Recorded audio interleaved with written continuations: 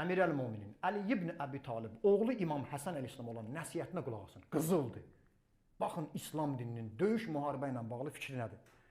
Əmir əl-Müminin əleyhissalam öz oğluna dedi: "La təd'uvənə iləl-mübarizə."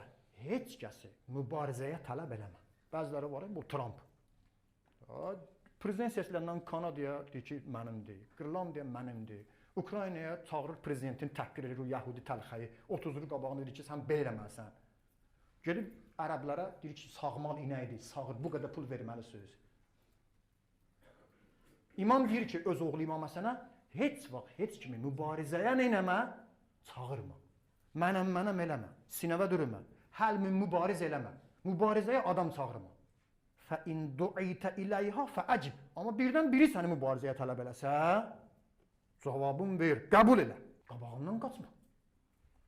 Fəinnəd da'iyə iləyhə bağ vəl-bağı məsru' təcavüzkar. Səni mübarizəyə dəvət edən zalimdir və zalim də məğlub olacaq.